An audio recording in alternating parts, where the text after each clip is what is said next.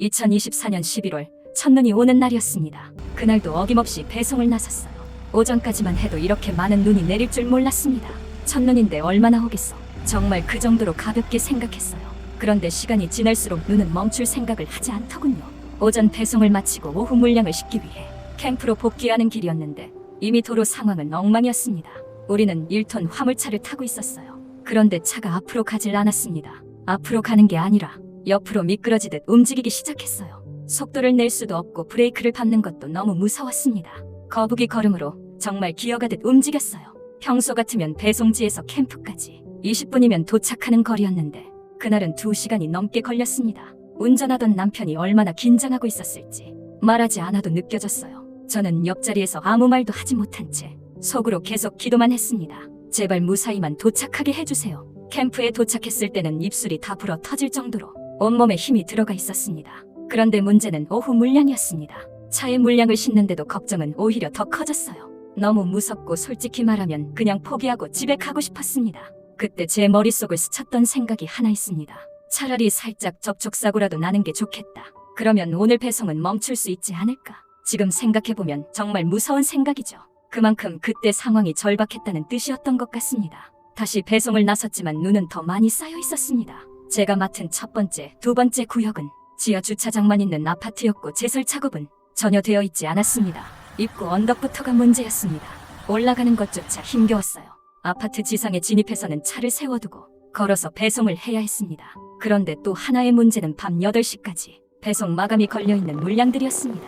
배송 속도는 점점 느려지고 차는 눈덩이에 빠져 바퀴만 헛돌고 마음은 점점 타들어갔습니다. 다행히도 대리점에서 시간 제한이 풀렸다고 늦은 연락이 왔습니다. 시간 제한이 없어진 덕분에 그나마 마음은 조금 편해졌지만 눈은 그날 정말 쉬지 않고 내렸습니다.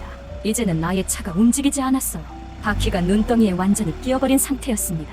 남편이 낑낑대며 차를 빼보려고 애쓰고 있을 때 지나가던 아파트 입주민 한 분이 말없이 다가와 도와주셨습니다. 그분도 한참을 같이 고생한 끝에 겨우 차를 빼낼 수 있었어요.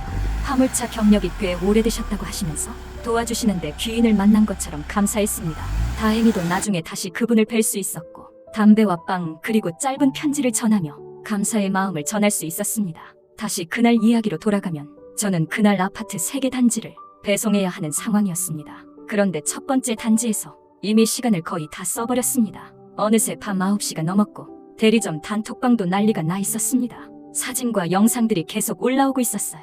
밤 10시가 넘어가니 몸도 마음도 완전히 바닥이 났습니다. 저는 거의 하소연하듯 대리점에 말했습니다.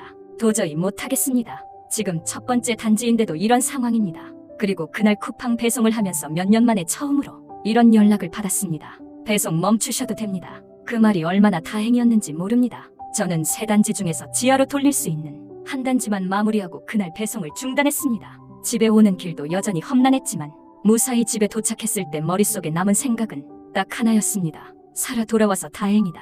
다음 날은 전날 못 친 물량에 그날 물량까지 합쳐져서 그야말로 전쟁이었습니다. 코친들이 지원을 나와주고 삽으로 눈을 치워가며 배송하고 고된 나날이 이어졌습니다. 그날 이후로 저는 마음속에 늘 탈팡 사표를 들고 다녔던 것 같습니다. 2번 다시는 겪고 싶지 않은 하루였거든요.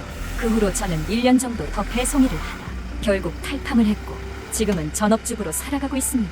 그토록 원하던 아파트 고정 구역이었는데 폭설 오는 날 한번 고생해보니 돈이 다 무슨 소용인가 싶어지더라고요. 제발 폭우와 폭설 속 배송만큼은 멈출 수 있는 제도가 마련되길 바라봅니다.